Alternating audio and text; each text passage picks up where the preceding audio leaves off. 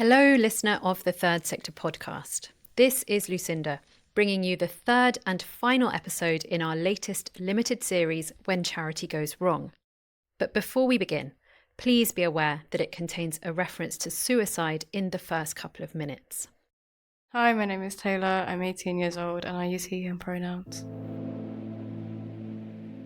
For the first couple of years of my transition, I was terrified because I live in quite a small conservative town. I've been jumped, chased, and a whole number of things just for existing, and to kind of have a group of people that are like, well, it's okay. Like, ignore them. There's so much else to live for is just, it's amazing, really. Growing up in his hometown in Kent, Taylor could count the number of transgender people he knew on one hand. When I came out, I built myself a small community, and that community fell apart just as quickly as I built it. A very close transgender friend of mine took his own life, and all my friends that were in that group with me drifted away and isolated themselves out of grief. I went through the stages of grief. Anger was the one that resonated with me most, because he obviously had been the target of transphobic bullying at school. And I kind of thought to myself, I need to put this anger somewhere productive to make sure that he, in some way, knows that the bullying he experienced was not tolerable and that his death wasn't for nothing. Mango popped up. They let me in. They wanted me. And I have been able to turn my anger and the motivation that stems from that into activism that I'm happy with. Mango is a youth network run by the charity Mermaids, an organisation that's here to support and empower trans youth and their families. The network aims to build the confidence and advocacy skills of transgender teenagers and provide a space for them to connect and build friendships. Being a part of Mango kind of gave me a community that I wasn't entirely sure that I was able to have and rebuild. The main bit is just being here and living, because I know the world hates that right now, and to keep living and keep being loud about it instead of kind of just like hiding in order to spite everyone that doesn't really like me. We've seen an ongoing escalation in need and an ongoing sort of increase in criticality of need. So we've seen far more calls from young people in crisis and families worried about young people whose mental health is really declining. That's often due to access to healthcare or challenges in education. Lauren Stoner is the chief executive of Mermaids. We almost doubled in size year on year between 2015 and 2022, which is a really phenomenal rate of growth, but also a really unsustainable rate of growth. From Third Sector, this is When Charity Goes Wrong, with me, Lucinda Rouse. In this episode, Mermaids. The one charity in this series that is still operational and turning the page on its regulatory and governance challenges. We'll be focusing on the implications of being subject to a lengthy Charity Commission inquiry, as well as the particular difficulties of operating in a polarising cause area. How can charities that are subject to intense public criticism on ideological grounds protect themselves from implosion? The work we do is quite straightforward. It's the context that we work in that isn't. The fact that the existence of trans young people is something that has been somehow politicised and polarised and made controversial, that's what makes the work we do difficult. Mermaids started out in 1995 in the form of a small group of parents, a peer support group run entirely by volunteers. It was incorporated 20 years later. The rapid growth that followed led to some major challenges that saw it hurled into a statutory inquiry by the Charity Commission in 2022. You cannot double in size every year for 4 or 5, let alone 8 or 9 years, without something falling behind. In our case, it was our governance. And in our case, it was the attention we paid to the culture that we were building. And that meant that some people had really poor experiences. Lauren started as Mermaids chief executive in December 2022, 2 weeks after the statutory inquiry opened.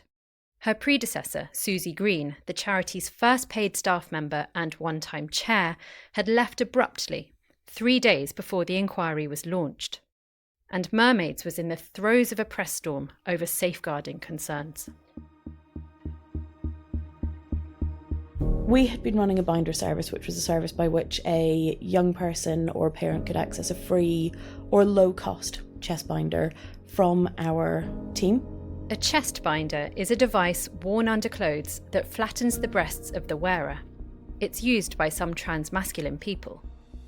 Mermaids had been accused of promoting and supplying binders directly to under 18s without following the necessary safeguarding procedures, an assertion the charity denied.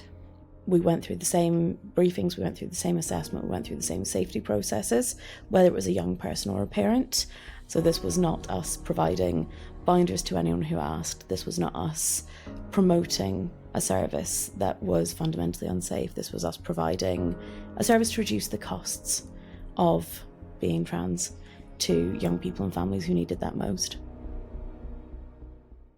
The controversy primarily came about through an attempt by a journalist from The Telegraph to infiltrate that service, to pose as a young person, to attempt to obtain a binder through deception, fundamentally. We identified that we had concerns about the veracity of that application, and we didn't provide a binder. But the criticism is that we could have been clearer that we didn't believe them, rather than say that we didn't have one in stock in the relevant size. We had clear written processes. They'd been signed off by our board. The governance was all in place. And aside from complaints following this issue with The Telegraph, we hadn't received a complaint about the service in the years it had been running. Mermaids' chest binder service was paused 2 months before the regulator's inquiry opened and was later discontinued altogether. But in addition to this unwanted media attention, things were going badly wrong within the charity. We had a number of really substantial feelings of lack of trust within the charity. There was a feeling of a lack of safety within the charity because we had members of staff who were speaking to journalists. People didn't feel safe in meetings, let alone to, speak openly about the issues that they were experiencing. We'd also been through a recent equity, diversity and inclusion audit, which had thrown up a number of very significant challenges that at the time I joined, the trustees were dealing with sort of senior staff. And we're working out how we best articulated that to the world and to the staff team and the broader sector, because they'd thrown up some really, really significant failings in the way that we had built the culture at Mermaids.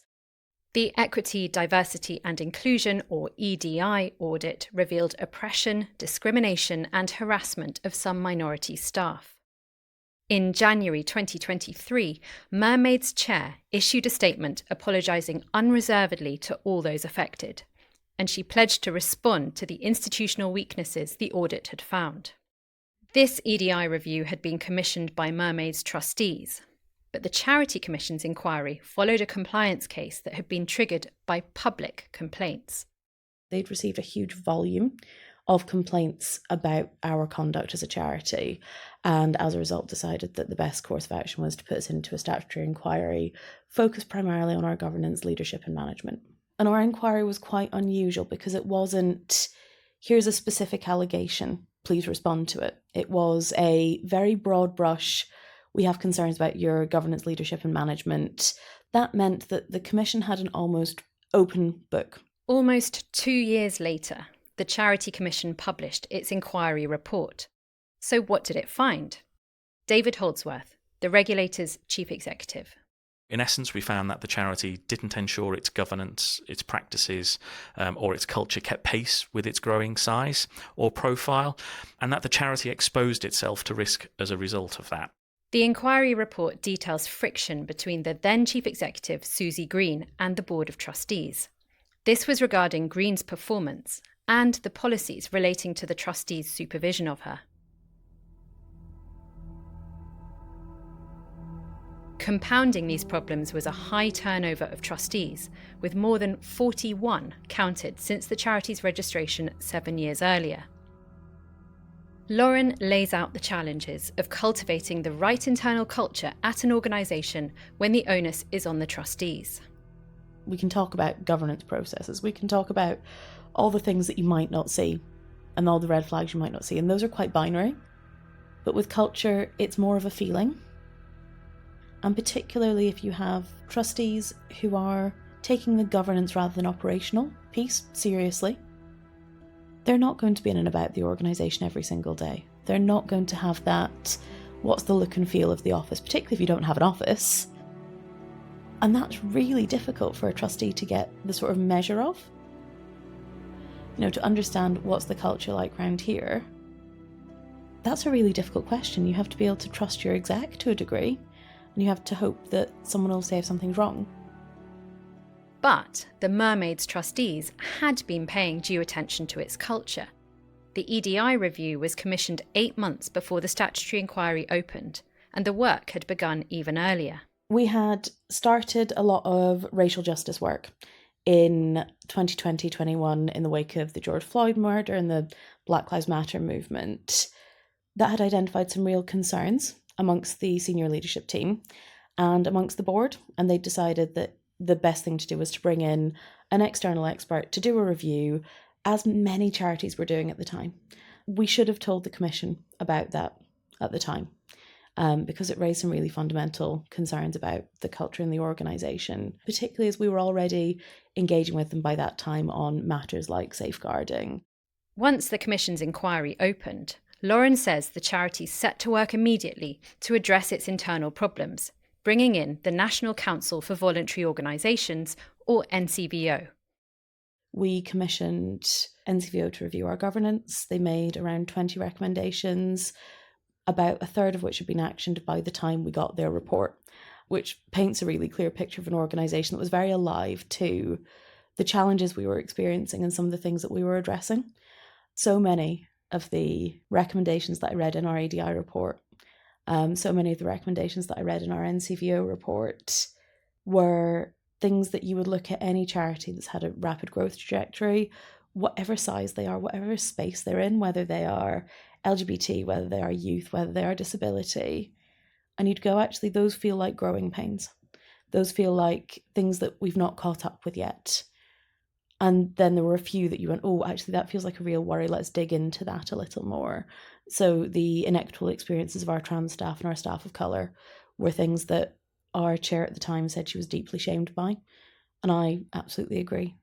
We are living in a society where prejudice and racism and transphobia have a huge part to play in the experiences of everyone.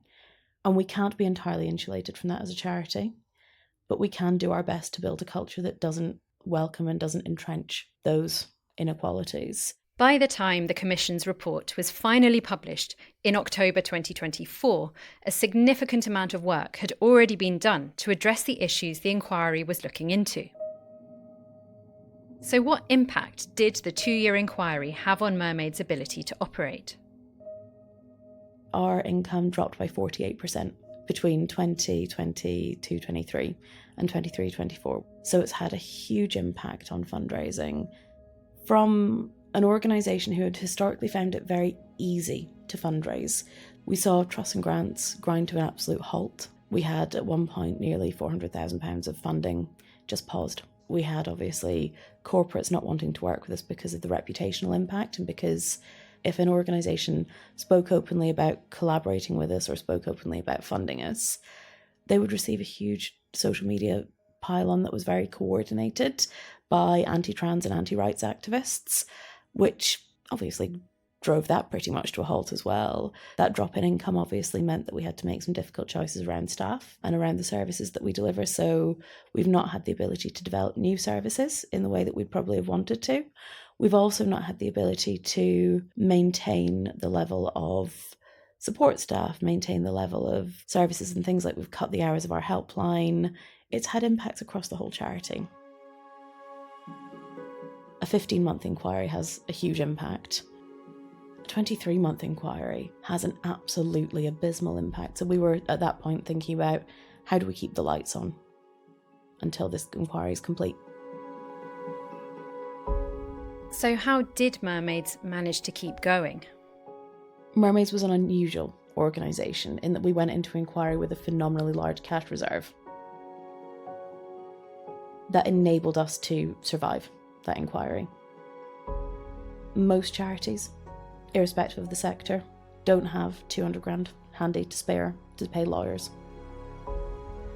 They don't have the ability to raise income from individuals and the community in the way that we do. I think the majority of charities, honestly, probably wouldn't have survived an inquiry like ours in the circumstances we had.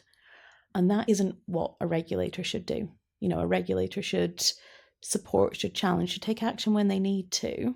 But when we raised the impact of the inquiry with the Commission a year in, they said, oh, we don't see why our action's having a huge impact on fundraising, for example. That doesn't demonstrate a regulator who's in touch with the sector that they're regulating. And I think that was hugely difficult for us. I think that lack of understanding was often quite difficult. The speed was hugely difficult. You know, if you're going to say 9 to 12 months, then try and do it in 9 to 12 months or give some really good reasons why you can't. I put this complaint to David Holdsworth at the Charity Commission. Yeah, often when you're gathering evidence, like any other regulator, like anyone who has to apply the law, it can take time. And often one of the limiting factors is both our resources as a regulator, but also access to the evidence, access to the trustees who may have day jobs, etc. So it is a process that you have to go through. I think the most important thing is that we take the right action and the right decisions. So ideally it would have been a bit quicker. We would always like to be quicker as a regulator, but sometimes when you're evidence-led, you have to apply the law. It does take time. I can't point to a succession of charities folding as a result of statutory inquiries, but it is absolutely a commonplace side effect that the organisation has difficult financial times. Shivaji Shiva is a charities partner at the law firm VWV. I asked him whether it's common for charities under inquiry to feel their very existence is threatened by the regulatory action. I can think of several organisations where the process of managing a statutory inquiry that might last a year, 18 months or longer has meant that they see fundraising dry up because people see that there's a question mark over the organisation. And at the same time, they're probably spending more on advisors and internal resource to produce or revise policies and procedures. And then alongside all of this, there's the simple fact of the energy and focus of leaders who find that instead of managing the day-to-day activities of the organisation and its strategy going forward, they're spending a surprising amount of time, energy and effort on trying to resolve the ongoing statutory inquiry. Lauren said she believes many of Mermaids' corporate partners were scared off by anti-trans activists protesting their support for the people the charity exists to serve. So how can charities that find themselves working in the face of hostile scrutiny protect themselves? Where an organisation is operating in an inherently controversial area and knows that that's likely to be a continuing situation, then there's a reasonable expectation, it seems to me, that they might attract attention, that people might seek to criticise their governance, and that they should therefore take steps to ensure that they can both deliver good governance and show that they've done so. Shivaji also sees public scrutiny triggering more attention from the regulator. Quite naturally, the Commission is likely to be engaged with or attracted to questions concerning charities that are high profile. So if 8 MPs have complained about a charity, that will naturally attract attention. And what that can mean is that if you are an organisation active in an area which is almost inevitably controversial, that there is more likelihood that the Charity Commission will come and choose to do something, feel obliged to do something. And it was public complaints in response to media reports that triggered Mermaids' compliance case in the first place. The Charity Commission found no evidence to prove some of the concerns raised. This included assertions that Mermaids had given medical advice to its service users about the use of puberty blockers, a type of medication used to delay the onset and progression of puberty. David Holdsworth. We didn't find that all of the issues raised publicly were actually any breach of trust or any regulatory issue for the Commission.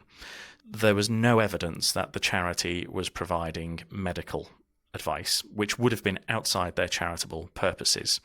So when we go in and we do any kind of regulation, we will always follow the evidence. And in this case, what the evidence said, there were some issues. So governance failings were one. There were also failures to address internal issues around culture and inclusivity and the charity's adherence to its own internal HR policies. But we also found in some of these instances that there wasn't a case to answer and there was no regulatory issue. In 2021, Mermaids made history by launching a legal appeal to challenge the granting of charitable status to the LGB Alliance. This organisation campaigns for lesbian, gay and bisexual rights, but excludes gender non-conforming people.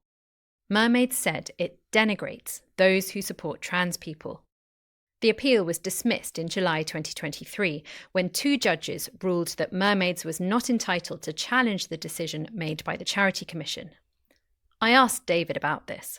Then Mermaids is operating in a difficult space. Transgender youth rights is a very polarising issue. There's also been disagreements between 2 charities in this space, notably Mermaids and the LGB Alliance. How does the regulator respond when 2 charities are in open opposition to each other? What is your role? It isn't our job as a regulator to arbitrate or to interpret current societal issues or trends. That isn't our job as the regulator. We are a law-based regulator. We apply the law. I think when you look at the charity sector as a whole, and when you look at Mermaids and LGB Alliance, for example, charities don't always agree with each other. They don't always have to agree with each other, and nor does their work have to be complementary. What matters to us is that charities comply with the law and that they always act in the best interests of their charity, including its reputation. So the legal test that we apply is, how are they furthering their charitable purpose? How is what they're doing in the best interest of their charity? And how are they managing its reputation and any potential impact on the reputation? Back to Mermaids' statutory inquiry. In the end, it revealed very little that hadn't already been unearthed by the 2 reviews the charity had commissioned and subsequently addressed. Lauren Stoner. Since the inquiry closed, people have told us that they felt quite flattened, particularly because there wasn't this sort of big gotcha moment. There wasn't a huge splash of a finding. There wasn't, here's some serious misconduct, or here's a point where you have broken the law. It was very much, here's some garden variety mismanagement. Not only did it make people who wish the organisation ill quite upset, I think it was quite difficult for a lot of people in the community and a lot of the staff, because there was a feeling of, oh, what's the point? Oh, this is all stuff we've done already. We've dealt with that. I'm obviously delighted that they didn't find any misconduct or any serious mismanagement. But at the same time, I think being under inquiry for 2 years and being under all that stress for 2 years, people wanted to feel there was a point to that kind of inquiry. Mermaids and its supporters may have felt the length of the inquiry was unhelpful as they sought to turn the page on their governance challenges. But the absence of any findings of misconduct by the regulator, combined with the fact they were already addressing the governance concerns before its report came out last October, places the charity in a strong position to continue delivering services to those who need them. And Lauren told me that fundraising is starting to recover. Corporate partners are returning. Running a charity comes with many complexities, but the vast majority of organisations manage to get it right and stay on the right side of charity law. The 3 we've profiled in this series are among the very small minority where things have gone wrong. All 3 point to the critical need for good governance. You might say a dull but essential task whose importance is heightened in times of stress and intense scrutiny. Kids Company and Mermaids outgrew themselves.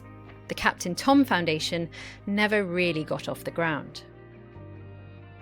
The case of Mermaids also shows how difficult it can be for trustees to get a handle on an organisation's culture when they're not physically involved in its day-to-day running. The failure of its trustees to do so amounted to mismanagement in the eyes of the Commission. The number of under-18s receiving a diagnosis of gender dysphoria has risen 50-fold in the past 10 years in England, according to a recent study of GP records by the University of York. So for all the challenges, Lauren sees significant value in Mermaid's service offering and being a part of it. I still think I have one of the best jobs in the world, because at the end of the day, we're an organisation providing really great support to a group of people who don't know where else to turn, who are not being supported well by the support systems which exist in our society. So the waiting list for youth gender services is something like 5 years at this point, and we're not going to resolve it till 2028. That's ridiculous. Because also we're the only two people from Mango from Kent. Yeah. So we get to bond over Ken. Yeah, there's still slang of Ken here, but Ken. Yeah. Back to 18-year-old Taylor, who opened this episode, joined by 19-year-old Oakley, both members of Mermaids' youth advocacy network, Mango, and, as it happens, both from Kent. Here's Oakley. Kent is basically just a bunch of, like, a collection of small towns that are really conservative, and there's not really many trans people, so having that in common is quite nice. Because I went to a single-sex secondary, it was quite isolating. Trying to come out as trans and be, I'm a trans man in an all-girls school doesn't really work. And when I first came out, I was like, can I change my uniform? And they're like, no, you can stay in a skirt. I was like, oh, that's great. Thanks.